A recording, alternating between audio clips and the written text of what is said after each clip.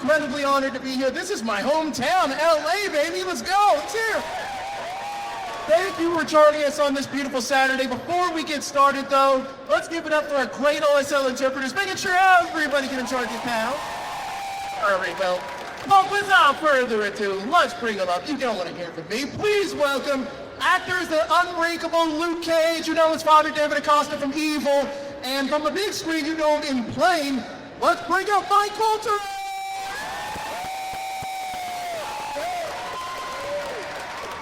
Welcome, Mike. How are you? There we go. Hey, there we go. How you doing, guys? Oh my God, what a crowd, what a crowd. Look at that, it doesn't end, it's just a sea of humanity.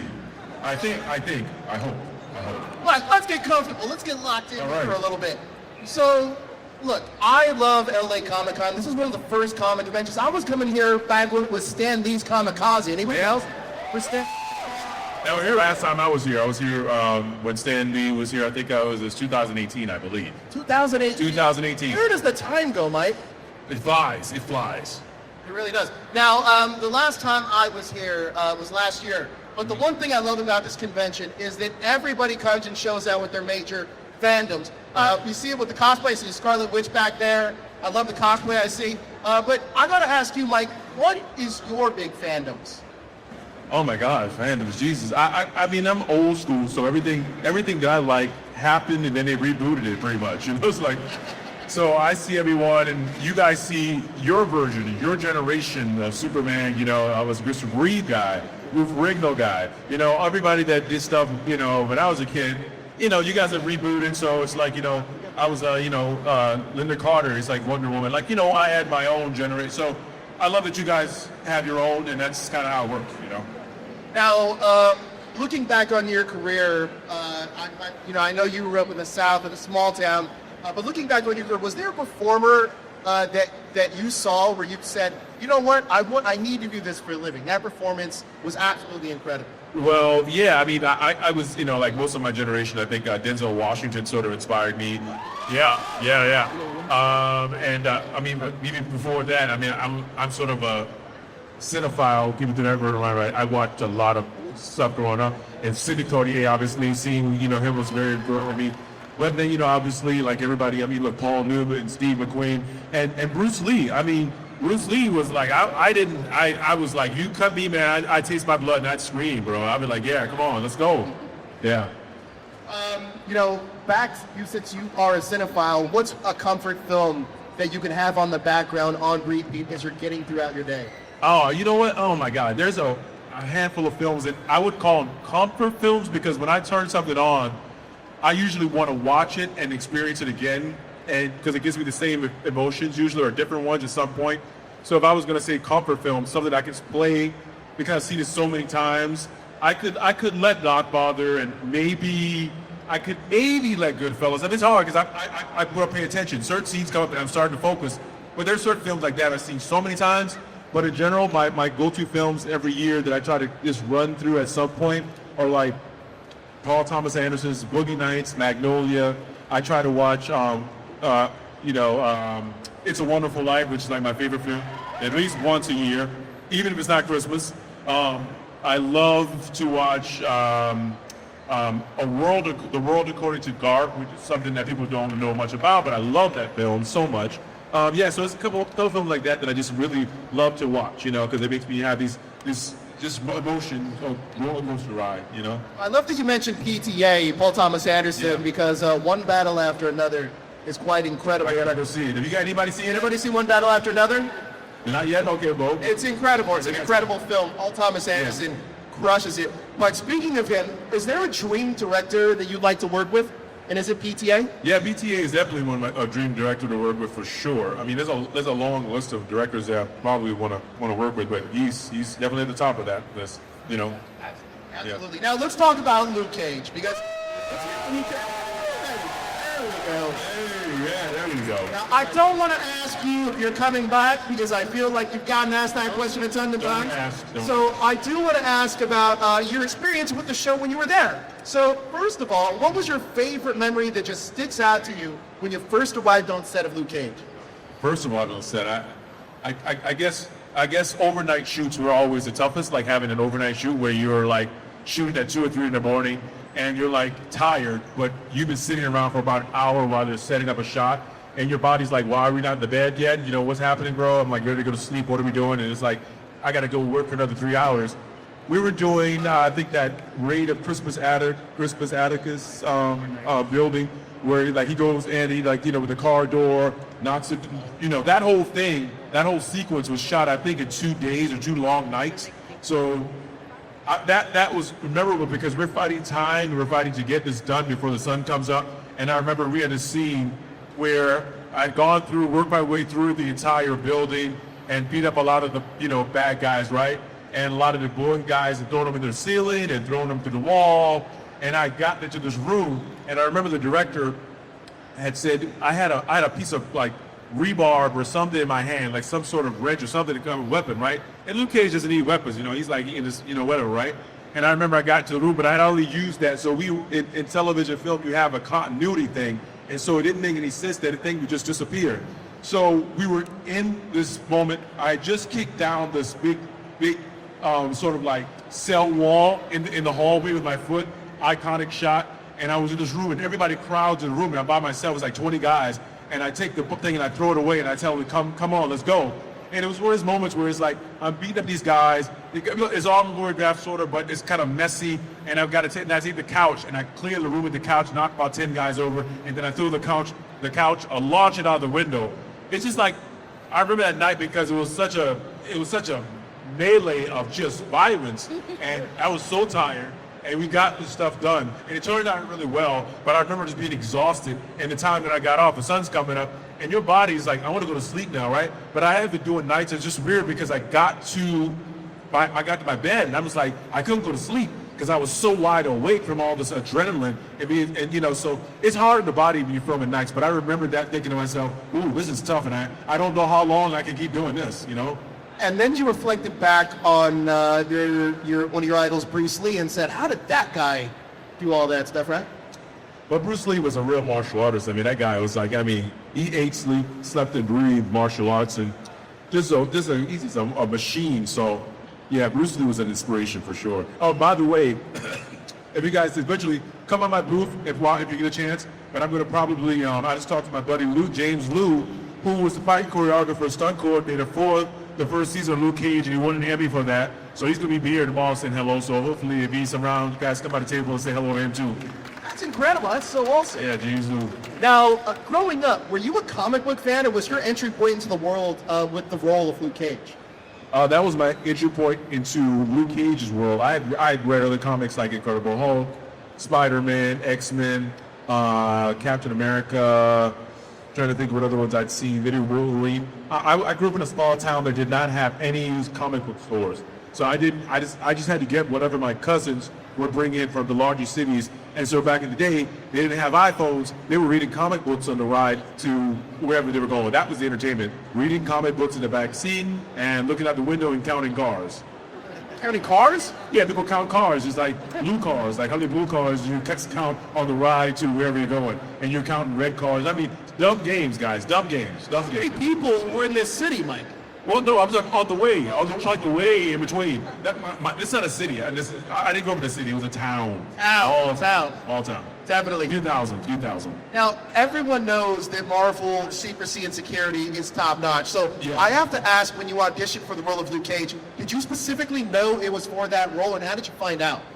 No, they had what they call dummy sides, and the dummy sides were they had a guy named, they had Lance on it. Lance, and I'm not sure what the character was called, and I had no idea. But I did hear they were casting Luke Cage, and then when I finished the audition, I just had a really interesting feeling that I hadn't had before, or at least at that moment, where I felt like there was some sort of symbiosis, symbiotic sort of connection with the material, and I liked the character.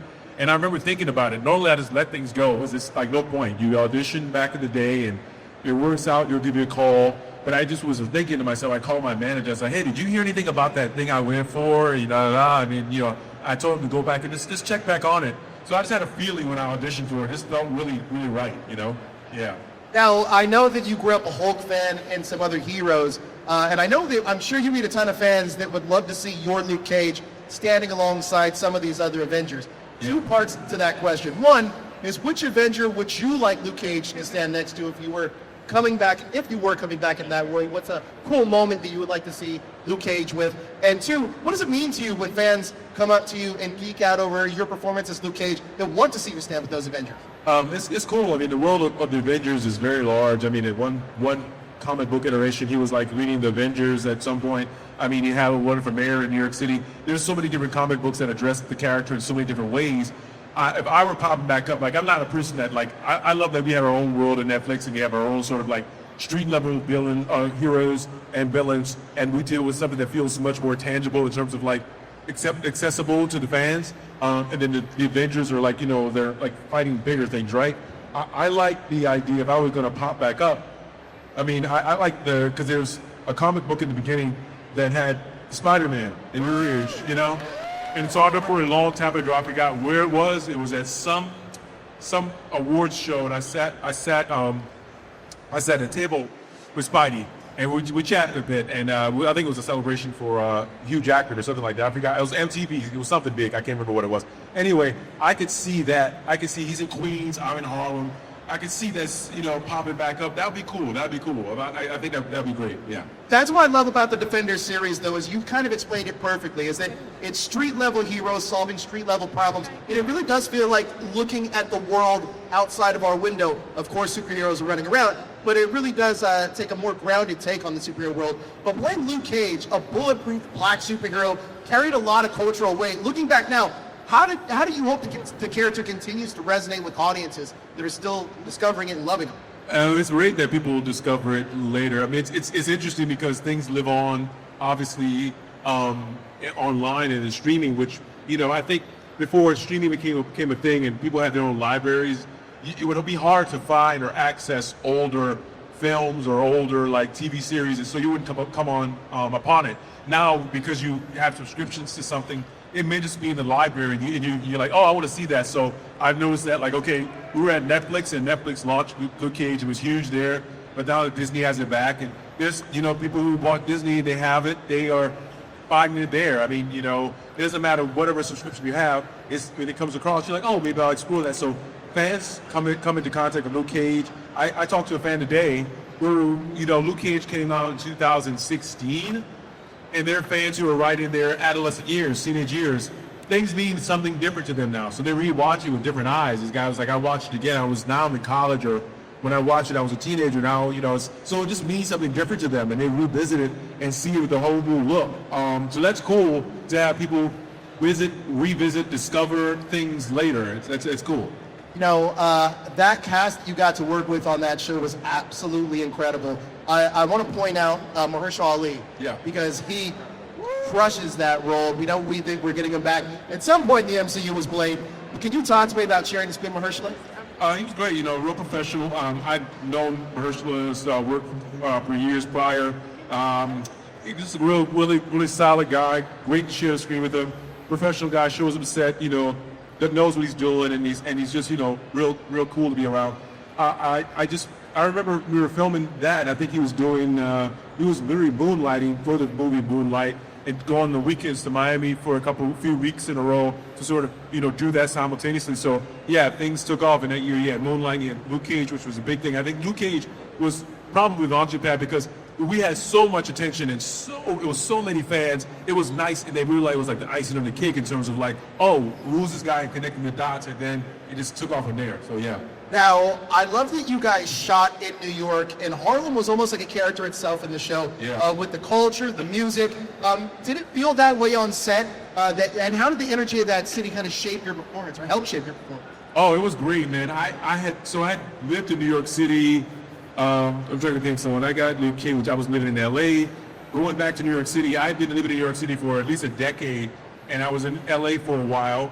And then Luke Cage came along, I went back. So I had lived literally 3 blocks from where we were filming the exterior for Pop's Barbershop, you know?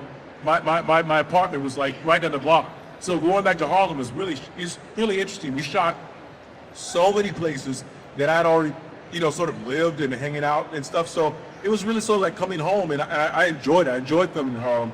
It feels different. Sidewalks, the smells, the music, the people, and I think when we did that, it introduced Harlem to another generation of people. Europeans, people who visited, New York City, put Harlem on the map of places they wanted to visit. They get on the tour bus, they go to Harlem, they get off, they hang out. They want to see where Pop's Barbershop was. They want to see where certain things were filmed. And, it became a different place. But, I mean, Harlem is a whole other vibe.